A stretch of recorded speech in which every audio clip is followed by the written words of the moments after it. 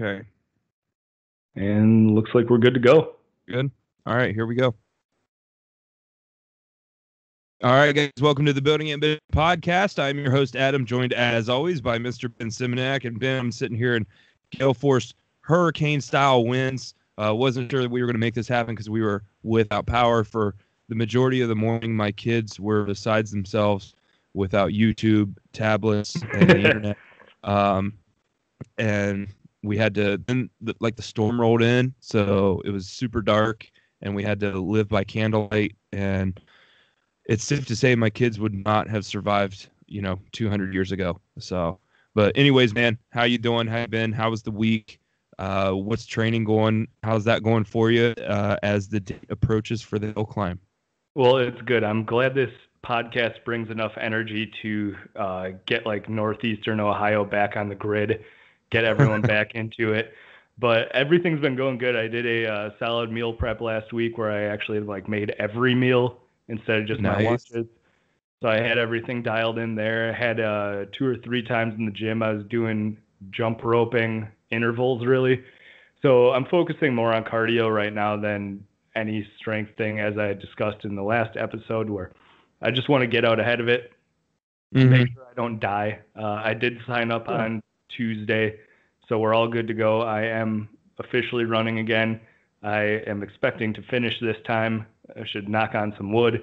Don't want an embarrassing back-to-back defeat. But everything this week's been going good. I feel good. I feel like I've lost a little weight too, because Lord knows that needed to happen. But everything is trending in the right direction. And for the first week, I think I got it right where I want it. So can't complain too much right now. I'm sure come May 11th, I'll be complaining, but at the top of a ski hill. So should be great.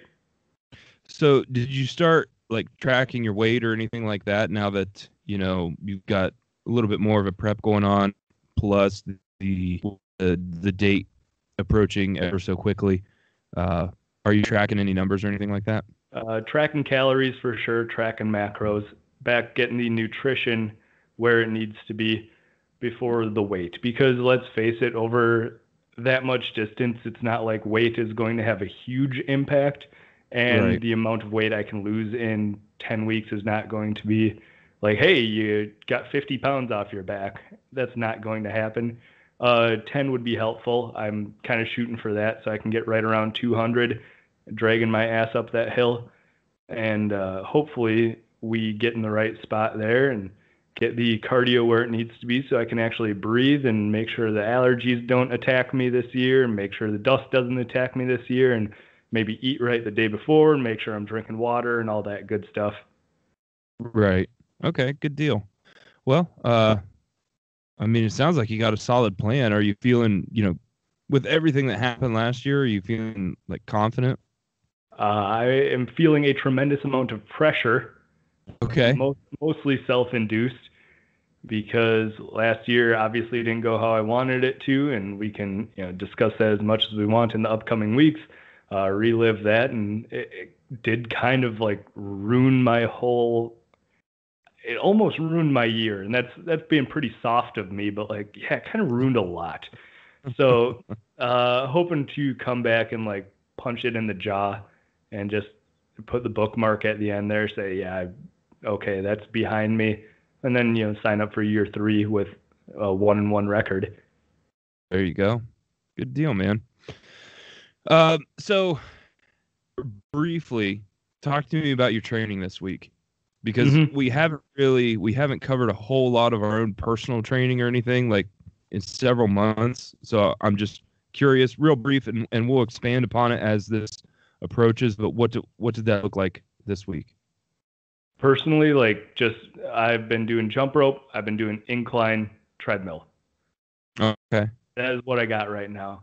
I will eventually increase the incline treadmill to a higher incline because the hill is 35 degrees, which no commercial treadmill will do. But I'll do that. I'll do a farmer carry up that and just hate myself for about 15 minutes. And the jump rope is for that short burst cardio. So I've been doing that. I haven't really trained with weights. I am going to implement more step ups and more just body weight squats because ultimately this is a body weight event. I don't need to load the bar. I don't need to do anything crazy. And I think that somewhere in the recesses of my brain, it's more difficult than it actually is in practice just because of the result last year. But I'm going to train like it is as difficult as I imagine it is. So, yeah, a lot of fun here. Mm-hmm. Well, good for you, man. I'm glad. How do I want to say this? You're not making it like excuses for last year. Oh. Like you evaluated everything. You looked at what you did wrong. You owned it, and now you've got a plan in place, and you're ready to attack it. So, good for you, man. Yeah, there were a lot of red circles on the training attempt last year and the prep side last year. Like, this is wrong, this is wrong, this is wrong. So getting back into it and actually doing it the smart way this time instead of just being cocky and saying, oh, yeah, I can run up a hill. Right. Yeah. Good for you, man. Good for you. So I don't know if I talked about this last week, and I'll briefly discuss it since we're kind of sharing training stories or training regimens right now.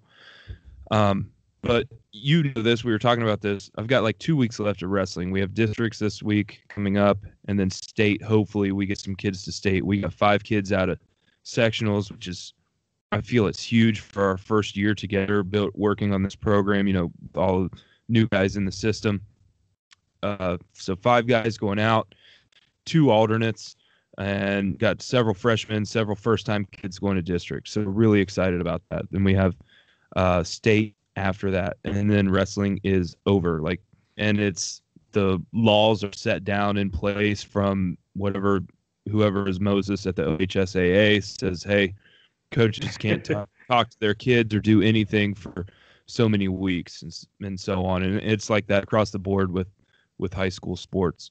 So, and I think I've talked to you about this also, like I really feel as far as strength and conditioning goes, like sprinting, speed work, just increasing speed, stuff like that, sprint mechanics, running mechanics is really a weakness of mine when it comes to strength and conditioning. Mm-hmm. So, you know, I've reached out.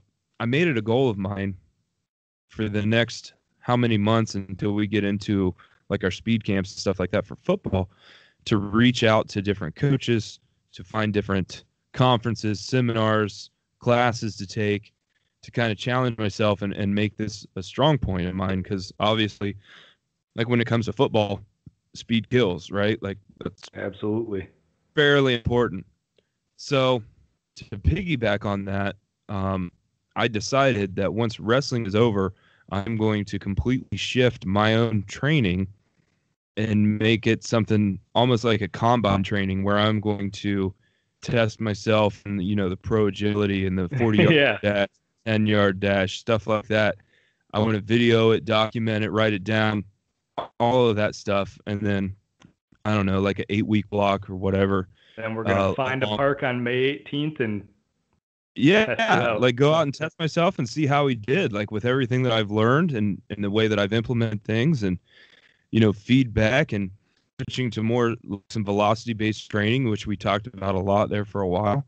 But I'm kind of excited about it. You know, I mean, the biggest distance I think I'm going to cover is 40 yards. So hopefully I don't blow a hamstring in that. Beautiful. A lot of stretching in your future. A lot of mobility work, dude. But it's something different that I haven't done. And I also feel like to be a really good coach and to be able to cue things correctly, I have to have done it so I can kind of feel what I'm talking about, if that makes sense. Absolutely.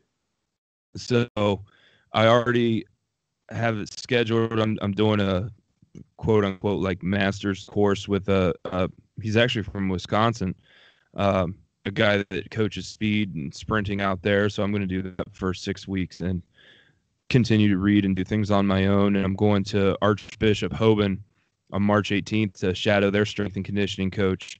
And Hoban just happens to be, you know, 5-time state champs in football, multi-million-dollar facility. So I'm going to follow him for a day when he's training the football team and stuff like that. So just continue to challenge myself and and break out of my own shell, get away from kind of the more conjugate based stuff or linear periodization, whatever you want to call it, that I'm doing, powerlifting mentality, and kind of get out of my comfort zone and do something kind of different. So I think it'll give us a lot to talk about, and maybe we can put some of that stuff up on the YouTube channel that you are working on there. But I'm excited about it, Yeah, it sounds like something we really haven't covered a whole lot, because neither of us are really that deep into the science of sprinting and the agility and that speed work. We both have enough background to say, all right, here are a few things you can do.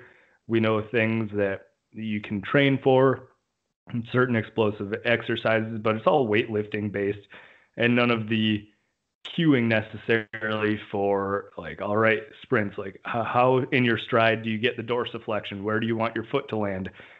In what orientation do you want your foot to land? Do you want a forefoot, midfoot, a heel strike, which you don't want a heel strike? No. But there's a lot of these minute details that are good and sciencey that we'll finally get to talk about here that we haven't reached before. Yeah. And if nothing else, I hope it helps me serve kids and the student athletes that I work with a little bit better. And it's like I was talking to another coach, and I said, how much do you think I really need to get into this? And he's like, well, sprinting is the basis for everything, for football, and I'm like, well, what about wrestling? And he's like, you don't need to be fast and explosive for wrestling. And I'm like, not still. I'm like, yeah, just look at our team and some of these other ones that we've gone up against that are fast and explosive. So what's the takedown, but getting in like the first step off the block in the sprint. Yeah, exactly. And that's sometimes I have a hard time, putting two things together and thinking about it that way and seeing the overlap and how things join up. So hopefully that'll make me, a better coach and serve people a little bit better, but it ought to be fun while we're doing it. So we'll see what happens, but about 2 weeks out from that, and I will keep everybody posted, and just follow me on social media and you'll see all that bullshit there. So, but anyways, man, we wanted to keep the intro kind of brief because we got a pretty big subject to dig into here. Anything else before we wrap this up? Now let's get into it. All right, guys. So when we come back, we left off with it last week. We're going to get into the whole fat acceptance argument idea. Is it a thing? Should it be a thing? What are our views on it? Ben's done some research, and I think we've got some good topics to get into and some good ideas to unpack. So stay with us, guys. We will be right back.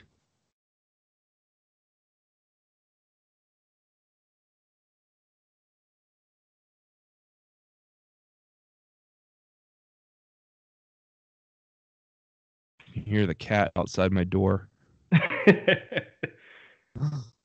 Well, I can't, so it's all good. That's good, then. All right, here we go.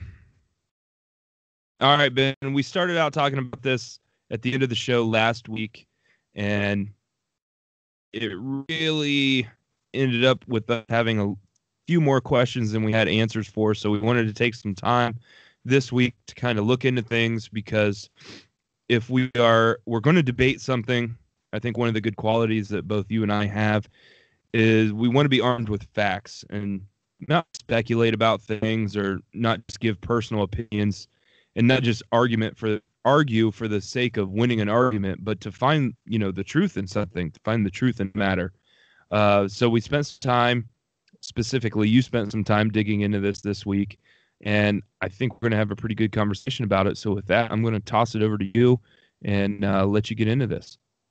Yeah, so today, of course, we are talking about the fat acceptance movement.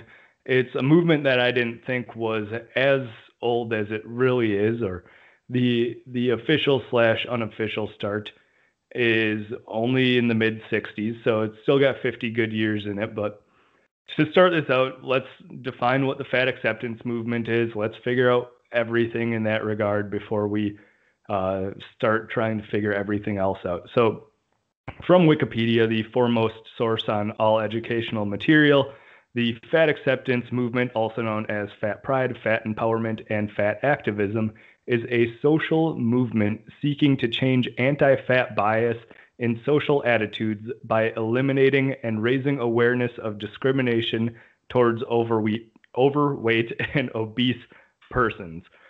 So on the base level, it's really just a fight to end discrimination, or at least that's what they bill themselves as, which I think you and I can both agree.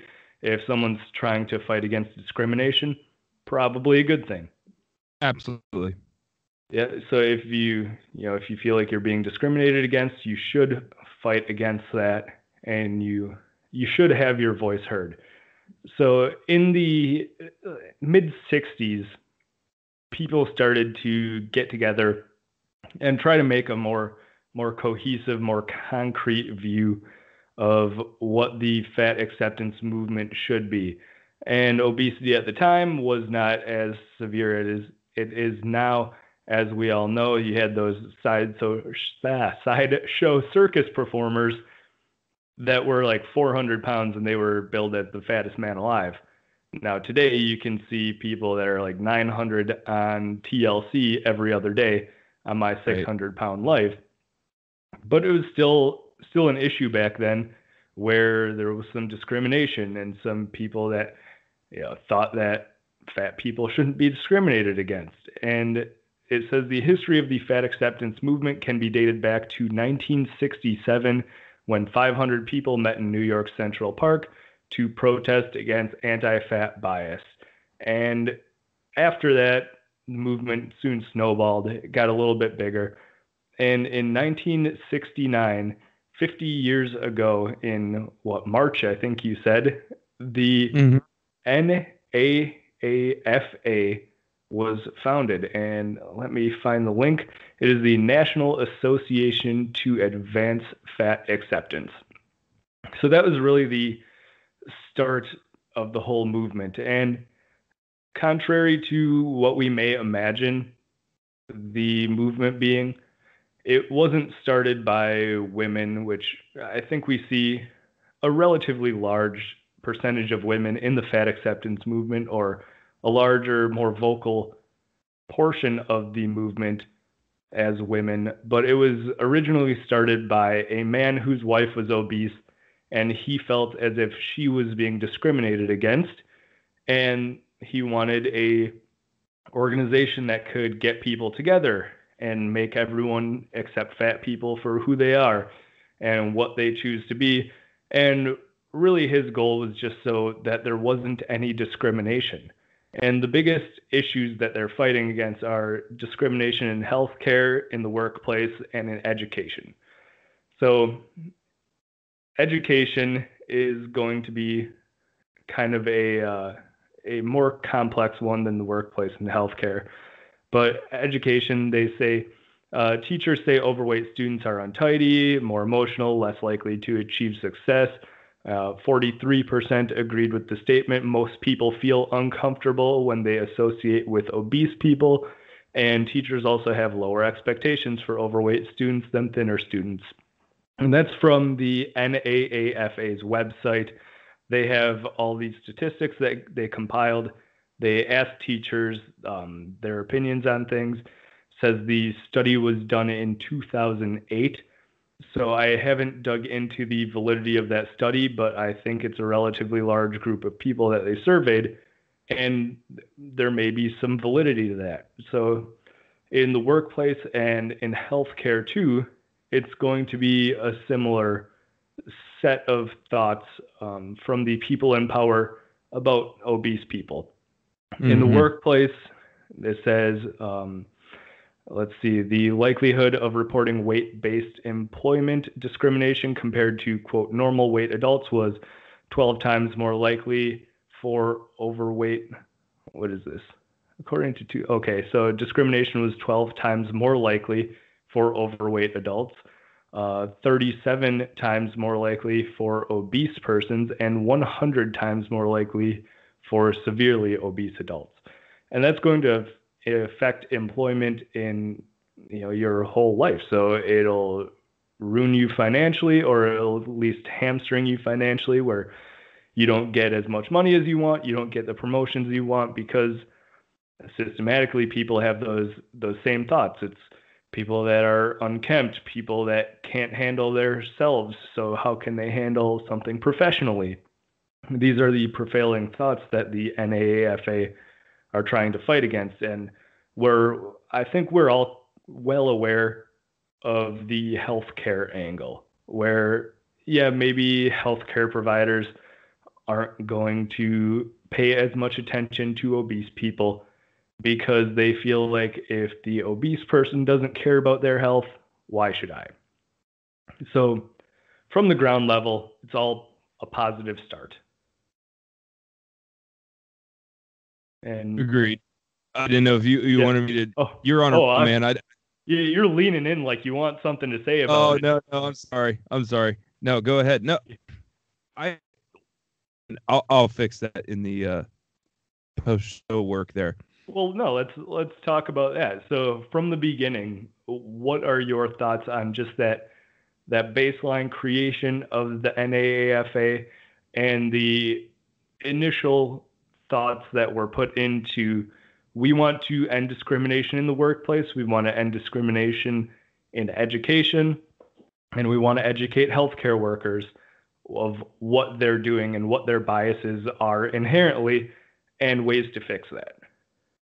So I completely agree. Like from how they started out, like this is great because, like you said, you and I both agree on this, that discrimination is inherently bad. Like just on a ground-based level here, like right. Discrimination when it comes to, obviously when I think discrimination, I think civil rights and things like that. But, and I don't know how to word this correctly, so I'm just going to put it out there and then you fix it like you normally do. Let's see. All right. My initial thoughts when I hear this and you saying we're being discriminated against, but you're being discriminated against supposedly, like this can't be, I don't know if it's been proven, or like you said, we need to look at these studies maybe a little bit more. You're being discriminated against on something at some level because of something that you caused, right? Yeah, and there is the genetics argument that we will get into a little bit later. Sure. Okay. And the social opinions that we'll also get into a little bit later. I have all kinds of good research here. Okay. So, and maybe I should save that until we cover those things a little bit later in the show, or maybe next week, however this pans out. But discrimination as a whole is bad. Okay, like everything. Decisions should be made, and let's talk from an employment standpoint specifically. Can you do the job? Are you smart enough? Are you talented enough? Do you have the physical capabilities to do the job? And base it on those things. Employment should be based on those things. Not, are you male or female? Are you black, white, brown, green, yellow, whatever? Right. Can you do the job? I mean, it comes down, let's take this a step further and talk about high school athletes, because that's, something I'm familiar with. And it's always, oh, this kid's got the last name. He's got a family member that does this, and this, or whatever. But at the end of the day, I'm looking at wins and losses and who can produce the results that we need. And for employment's sake, I think that's how things should be looked at. So if there is, but also, when we're making these arguments, like we're being discriminated against in the workplace, what are you matching up with those criteria? Because I remember working with a woman who was significantly overweight and she was very old. Okay. She was 67, very overweight, a lot of health problems. The requirement for the job was you need to be able to climb a ladder and pick up, like, let's say 70 pounds. She could not do those two things. She did not get the promotion or get the new job within the school system. Right. And she said, well, it's based on my age. And no, it's based on you not being able to do the job. So were you discriminated against? Right. I don't know, because, I mean, it does come back like your age is preventing you from doing those things. So, yeah, I guess that's kind of a gray area, but for some people, but for me, it's like you can't do the job, so we are not going to hire you. But, like, and that's the thing, like with discrimination and things like that. I mean, can we it's not so clean that we can just, define it one way. There's some gray areas there, so it gets hard to talk about. Right. And even the NAAFA's website, they have it listed as there is a perception of these things. So they may or may not be enacted. They may or may not have an effect, but these statistics show that there are certain tendencies of employers to maybe look at obese people in a worse light than they would for people of what they're going to put quotes around it, but normal weight adults. So there is maybe an inherent bias somewhere that we don't know about, somewhere that we don't really think about. And it's been shown time and time again by studies like this. Yeah, so one thing that I can say that would kind of bring this on a more personal level is I remember I had a family member lost his job, and he was always in construction. And another family member kind of close to him made the comment to me, well, he's going to need to lose weight because nobody wants to hire an overweight construction worker. And started thinking about it, based on the arguments that I just previously made. Well, can he do the job? Can he climb a ladder? Can he pick things up? Can he hammer a nail, hang a window, whatever it might be? Yeah, but also I will say I understand what she's thinking, and I'm not saying this is right, but when I look, if he would come to me for a job or to interview or whatever, I would look at him without even knowing him, and I would probably think he's probably going to move slower. He's a little bit lazier, kind of sloppy. So I guess, to play devil's advocate here, I can see, why they might think these perceptions are reality. Because, I have them myself. Right. So from there, I think that's a good segue, is the perception of obesity in culture. Now, I wanted to look at that as a part of this discussion because it is something that's so prevalent in our time. But as a lot of people discuss, it wasn't always that way. The obese now, back in the day, were not regarded as maybe these people with low drive, low effort, people that are lazy and slovenly and all that good stuff. But they were regarded as people that may be more fertile, that may be stronger, that may have more access to resources. And throughout history, that's been a prevailing theme of obesity. And you can see that what they have shown in ancient pieces of art. Now, the oldest representation that we have, or one of the oldest, is the Venus of Willendorf. It is a really tiny statue. It's like 4 inches tall, but it's of an obese woman. She's got some sort of headwear on, nude other than that, and just kind of a lumpy individual. But she is the oldest representation of an obese person or any human form that we have from history. And people assume, or I guess inferred, that this is between 50,000 and 10,000 years old. So for someone 50,000 to 10,000 years ago to deliberately carve a human figure into stone with that kind of precision and with that kind of artistry, there are fine details in this. It had to be something important. So people don't really know what it's used for now. Obviously, they didn't leave a textbook with it saying what it's for, but the general assumption is that it's something to do with fertility. And this level of obesity and the maybe not glorification, but the appreciation for larger figures continued on with art throughout the years. Now, there are Neolithic ones from 11,000 to 4,000 years ago on the island of Malta. 5,000 years ago, the fat ladies of Malta depict seated or reclining female figures, many of which are tossing or missing their heads.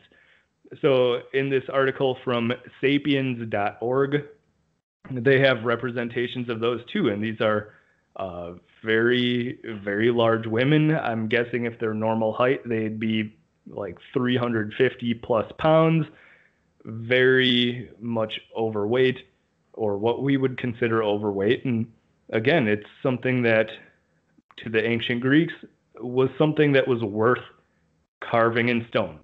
It was something that was worth representing for eternity in this form. And you see it across cultures too. So the first two examples were one was from Germany, one was from Greece, but it also happened in North America where there was this high regard for larger individuals. And there's a jade carving from Guatemala known as Fat Lord and Frog of a nice portly fellow hanging out with a frog. And he's, again, an overweight person, or what we'd consider overweight. And the anthropologists infer that there wasn't this social stigma throughout millennia as much as there is today. And this is, again, it's assumed to be an access to resource thing where these larger individuals had the ability to support their families, support their friends, support their community around them, and they had enough time and food to sit around, not burn off a ton of calories, and just hang out and eat. So it was something to hold in high regard and something worth putting on for millennia. So that thought that we have today wasn't necessarily always there. Yeah, and I see what you're saying, but I guess what I'm struggling with here with the whole conversation is, okay, so it was, I think what we've concluded is the whole fat acceptance for, the acceptance of, overweight individuals. It wasn't so much a thing, however many years ago, right? It was almost looked at as, a sign of prosperity. But then, sorry, go ahead. Yeah, that is one thought, but there is also ancient Roman and ancient Greek artwork that is well preserved that shows people of regular weight. From, if you think from the Roman times, there are Roman busts of the Roman goddesses, Roman gods, that are having normal human proportions. If we think about Michelangelo's David, well, that is a considerably more modern representation than a lot of things. I think it's only from the 1400s maybe, but David's cut. David's got muscles. Yep. He's got veins popping out of his hands.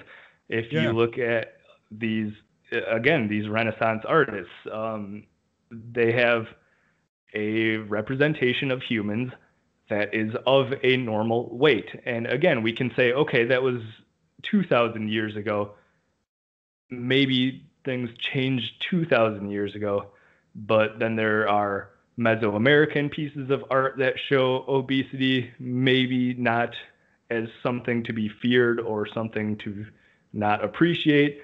There are Pacific Islander cultures that were considerably more, more accepting of obese people. If we think about Native Hawaiians and Pacific Islanders, they're all kind of larger people. Look at Moana. Right. They had a bunch of big dudes rolling around because that was the culture of the time. So it's something that you can infer. Maybe it is cultural or maybe it is inherent. If you think about the Western viewpoint, okay, we are from Roman times on representing the human form as something with a normal body weight for the most part.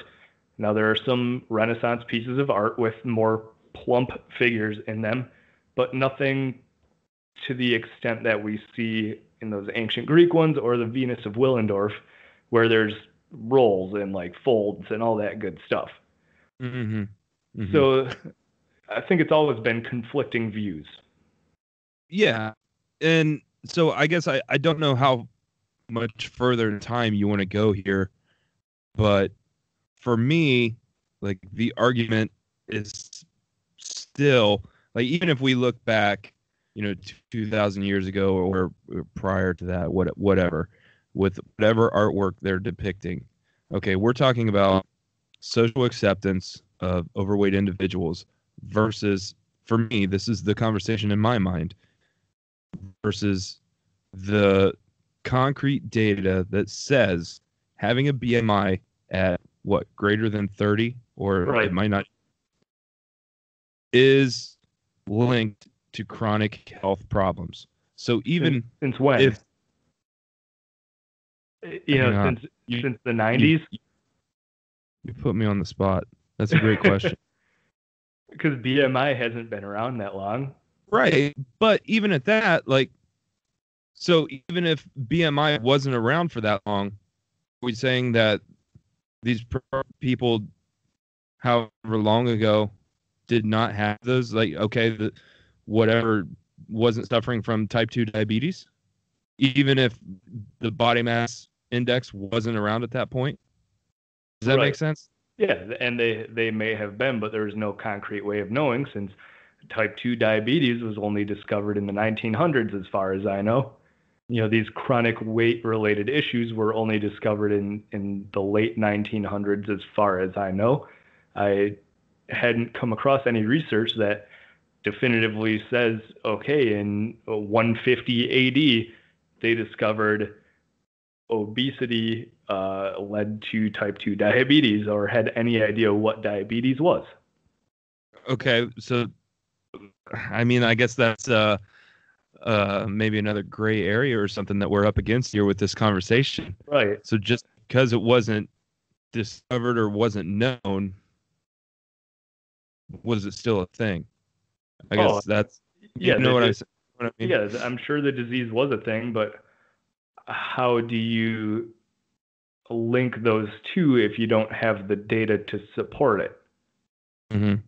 Would be the question. So our modern view of fat acceptance, where it is more health informed, it is more data driven for a lot of us, and it might be sociological, it might be emotional for some of us, but I think at the base there is solid standing for the people that are, I guess, anti-fat acceptance, for those of them to stand on and say, we have the data to support our views, whereas back in the day, they didn't have any of that data. Mm-hmm. Mm-hmm. So, but overall life expectancy was less back then, but still we have greater life expectancy now with the advances and we are more overweight at this point in time too, so that kind of negates the argument there too. So here we're going to go off the rails again. That's an infant mortality issue. Yeah. No, so many children died under 3 years old. Yeah, I see what you're saying. Yeah, that's a hard one. That's hard to kind of unpack that and know, because like you said, the research and the data, just, it isn't there. But you have to. No, I guess you don't have to. It's hard to word this correctly. Like this is a tough one. I just have to assume that those medical issues were still there. I don't know. I don't know what to say to that. Yeah, I don't think that, like, the Rothschilds developed liver failure in the 1930s to control the population or anything. I don't think it's great. It's not a great conspiracy where these health conditions are created simply to control the population. I'm pretty sure they've always been there. There's I believe the Iceman that was found in the Swiss Alps or the French Alps or whatever, he's had an incredibly well-preserved body. I believe I recall him having, he had cancerous tumors on him that were preserved. It's like, okay, this body from, like, I think 13,000 years ago, maybe 7,000 years ago. It's like Ötzi the Iceman, if you want to look it up. Okay.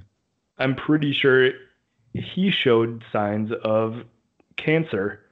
So, these things have been around, and I'm sure that they were around and they were linked to obesity at the time, but without proper data to support it, you can't say, oh, being fat is bad for you. But what it does display is a link to greater resources and greater abilities to acquire resources. So how do we then, with what you're saying, take a stand against the data that says, obesity leads to healthcare costs between 147 and $210 billion? I don't think you have to. I think, in this part for me, it's like you said, we got to get all the facts out. These are historical facts. These are historical perceptions of what it has been. So pretty interesting, I guess, start to it. I don't know how much time you have. I know you're pretty busy today. Yeah, I'm good for a little bit more. All right. So it is a discussion to have about what are the healthcare costs, but again, they never really needed to think about that since they didn't have socialized healthcare back then. And I believe that, let's see, Otzi, the 5,300-year-old Iceman, I believe he had cancer and he had stomach ulcers.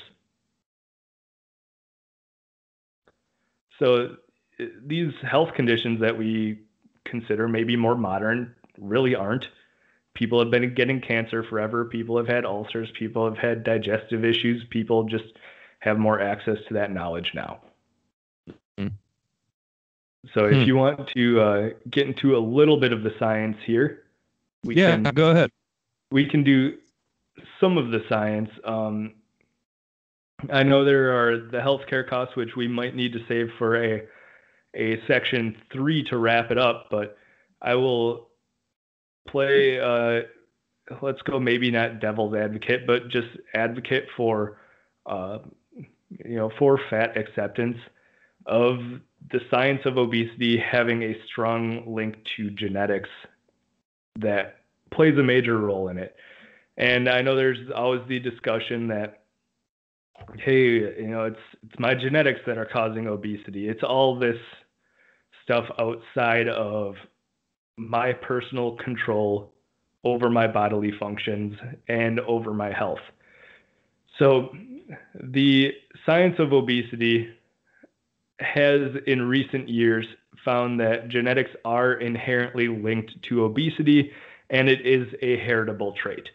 There are a few markers in DNA. I believe there are 10-ish areas. I don't have it up now, but I think there are 10-ish areas of DNA that will relatively definitively show a link between obesity and your DNA. It's just like height, it's like hair color, it's like eye color. You are predisposed to obesity, and one of the leading or prevailing theories is a gene that shuts down leptin, which is a hormone predominantly made by adipose cells, which are fat cells, and it helps to regulate energy balance by inhibiting hunger. So in these people with heritable obesity, you see genetic traits that shut off leptin production or slow down leptin production. So you don't have that high amount of leptin telling you, I am full, I am satiated, and it leads you to eat more and more. So one of the big things to take away that really opened my eyes up to it is, yes, there is a genetic link to obesity. Whether you have to cave to that or whether it's something to say, hey, I need to work harder because of this, which is more of the case, that's a discussion to have. Is, okay, even with this knowledge, even if you are genetically predisposed, do you have to do anything about it? Will you have to eat less calories than the next person to lose weight? Or is it just you are less satisfied with those calories in your weight loss pursuit? Okay, so I was trying to, while you were talking, I was trying to look up if they have like a percentage of people that have these, markers for obesity versus people that don't, but Mm-hmm. like from 6 to 85% of obese people. What the fuck? Like, how does that help There are anything? definitively like a few people that don't have it. Yeah.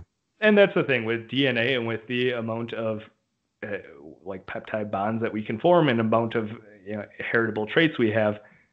Having 1 of 10, yeah, it could be 85% of people. Having 10 of 10 could be 6% of people. Yeah. So And this, it's scalar to that point. yeah, and that's what is, something that popped up here is obesity hereditary or environmental. And it says there are many factors that contribute to obesity. An average figure from research studies estimates that obesity is about 40% genetic and 60% due to environmental factors. But there's a lot of variation in the scientific literature. And that's the thing that kind of drives me nuts about scientific literature or peer-reviewed studies or whatever else. A lot of it is all based on the mean, based on the average, and there's so many outliers and things like that that are just outside of the average that changes the whole, and it skews things, I think, to a point where it gets kind of frustrating for me, and I saw a great image that kind of summed it up, and it showed a picture of like a beach and the water, and you could see the depth of the water, and it said average depth 2 feet. Well, then it showed about, and I'm showing Ben a couple inches of water, and there was one big drop off where it was like a 4-foot hole, and that's where the guy was drowning. It's kind of a great way to illustrate what the averages in these studies show, and it was something that I didn't really think about prior to that. So that kind of frustrates me, and it's like I don't know what I don't know, and it makes it hard to talk about or to do justice to the topic at hand, anyways. Right. So. And the science, again, it supports the genetics to a point. And I guess for this block of information today, I think those are a few of the big points I wanted to bring up, where historically, it hasn't been as big of a deal as it is now. We don't know of any fat acceptance movement in ancient times. We don't know for a fact, but we think that obesity was something that was appreciated or at least not looked down upon as it is today. And 2, there is validity to the claim that yes, obesity may be genetic and it may be something that is not completely voluntary, which is a huge argument for people on the anti-fat acceptance side. So where do we go from here? I don't feel like we've, or at least I haven't contributed, or if anything, you've kind of changed my mind since we started this whole conversation. And that's what I found researching this. I was very surprised to come out a little bit more understanding than I was before. Now, I think next episode, or we'll just start an entire spin-off podcast about us talking about fat acceptance. But I think in the next episode, with this research, we can tell maybe our opinions on it, how it changed, all of that information. But I wanted to get that maybe raw historical and scientific data, like modern scientific data, out in the forefront where, maybe we're thinking about this wrong. And next episode, we can get into that about, okay, here are other sides of the argument where it's anti-fat acceptance. It'll be from a more modern source. I haven't found any historical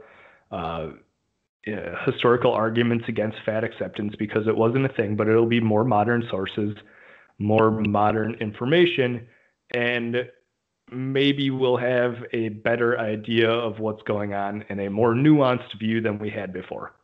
Yeah.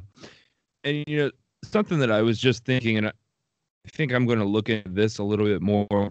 It's always easier for me to compare two things when I'm kind of making an argument. And something that I've been a little bit more vocal about, and I've done it on here as well, is kind of the depression and mental health and things like that. And I had an interesting conversation last summer with a relative, and we were talking, and I've had bouts with depression to the point where it was really bad, like suicidal. And I think, in my opinion, and, without having any concrete data here or numbers to go off of, there's a great majority of the population that looks at you when you say, or you've been diagnosed as depressed or whatever, and they're like, well, just stop being sad. Yep. And his comment to me was, it sounds to me like you just need to stop being a pussy. Oh, like that's not helpful. So, oh shit, didn't think about that one yet. Yeah. Let's get right wow. on that. Like, I pride myself on being one of the toughest individuals that you will ever meet, but yeah, stop being a pussy. Why didn't I think of that? Right. But I also, and maybe this is because I'm smarter than him, I understand where he's coming from, because you can't see what's going on in my brain. Right. I don't understand if there's some chemical deficiency in my amygdala or thalamus or hippocampus, whatever. You can't see that, right? You just see that, I'm moping around, or I won't even come out. I can't go to family functions or whatever else. Like that's all that you see. You just see the results of this deficiency that might be in my brain. So then let's take this back to what you said, about the hereditary impacts of obesity and a deficiency in leptin.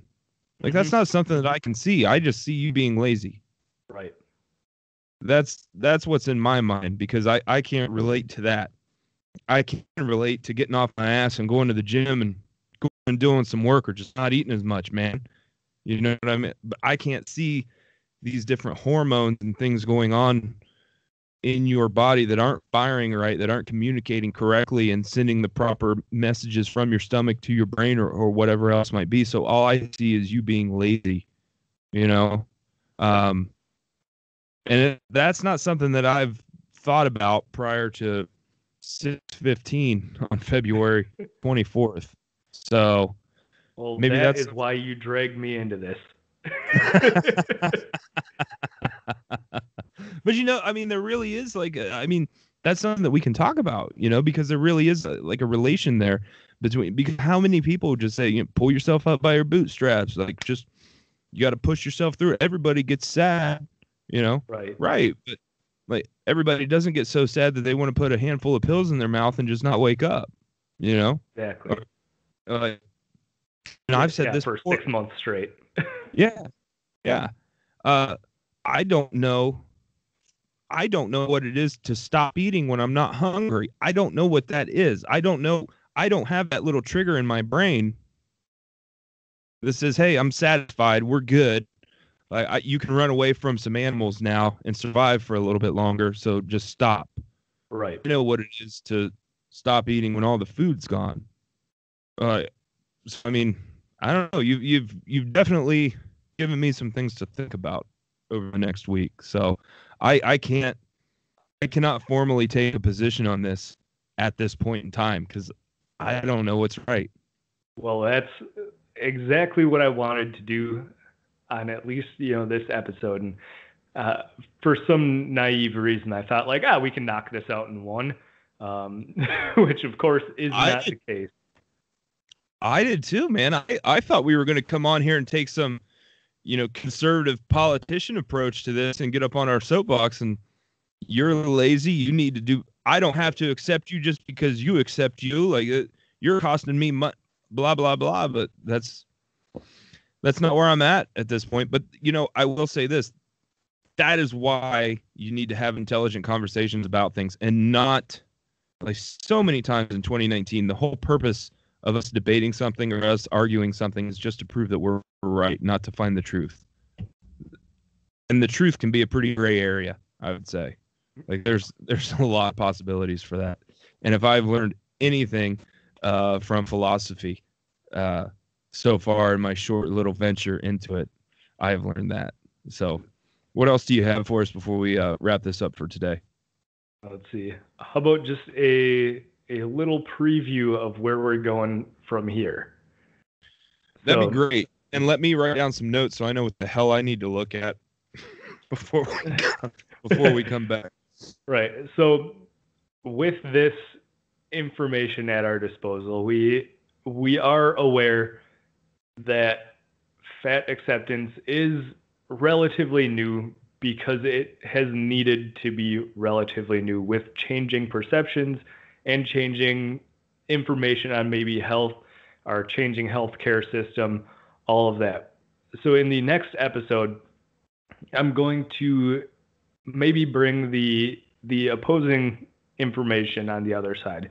Stuff that doesn't necessarily support the need for fat acceptance, or even ideas that fat acceptance shouldn't be supported, it shouldn't be accepted. We should stigmatize this.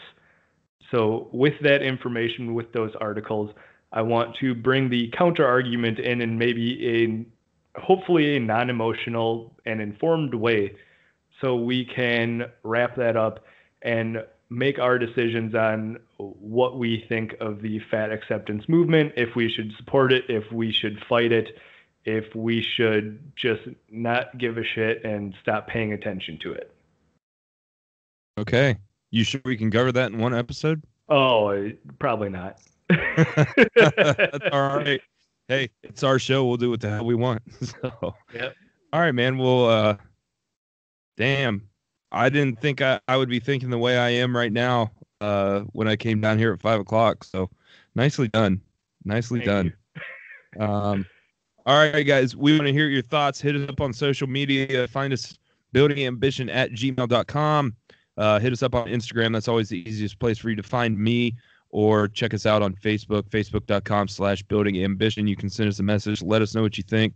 Comment not Facebook, but iTunes. Subscribe, leave a review.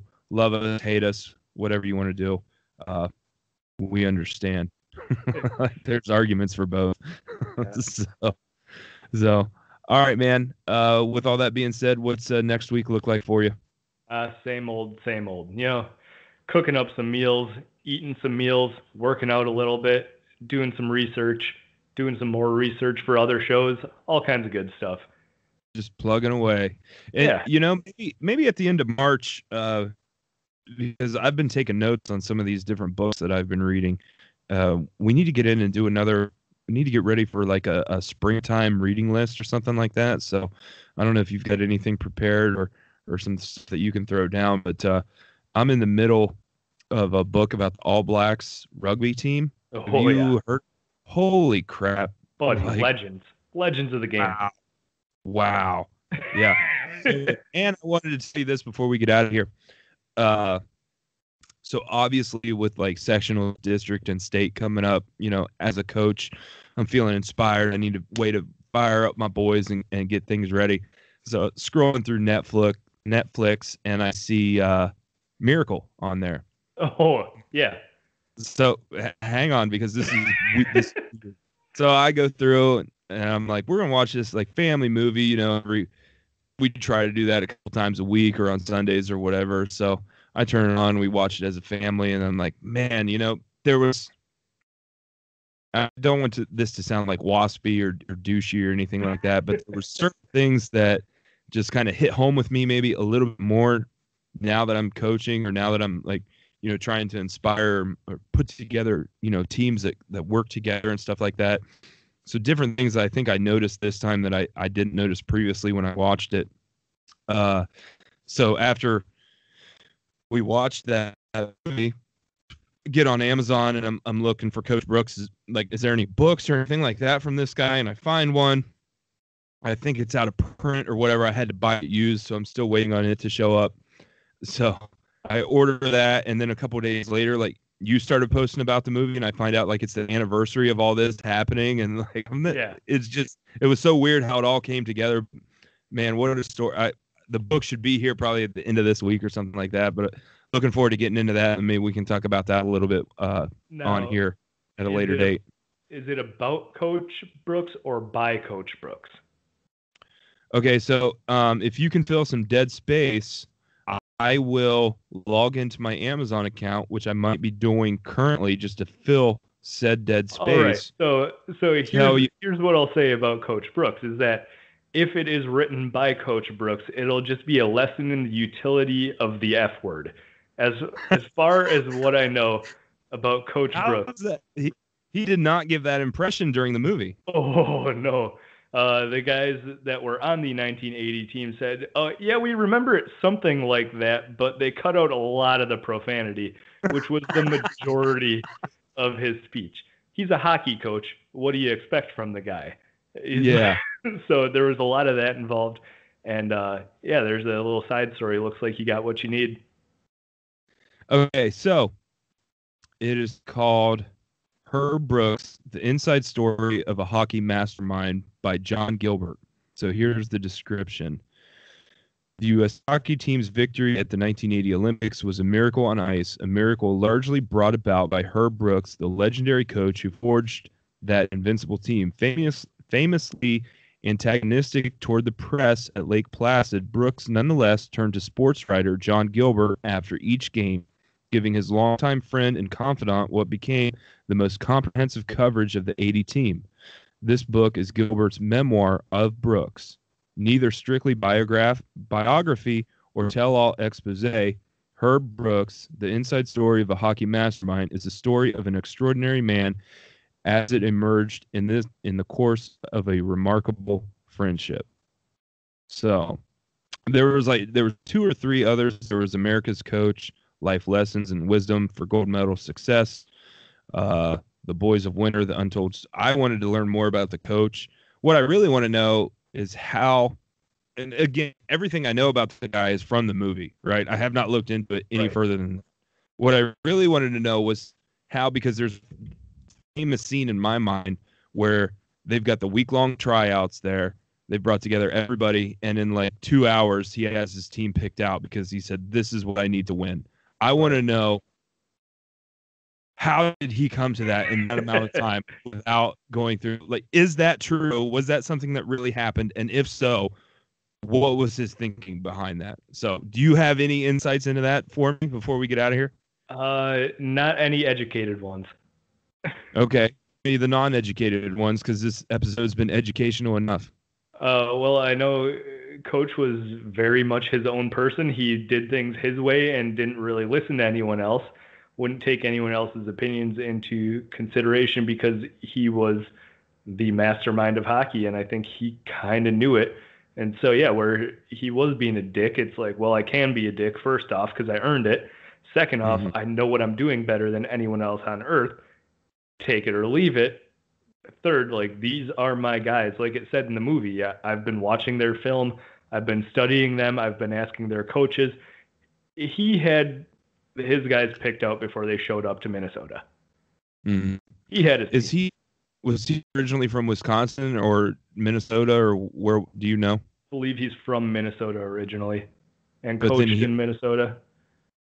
Oh, okay. Yeah.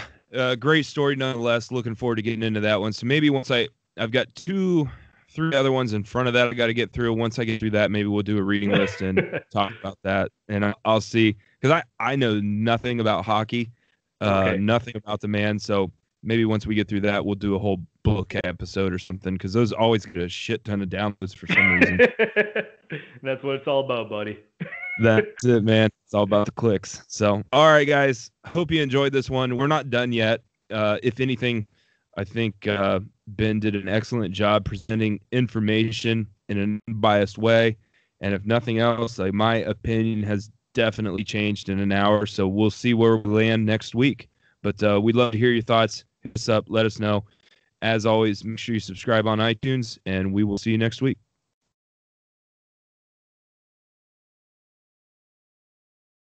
Hey, man. Nicely done.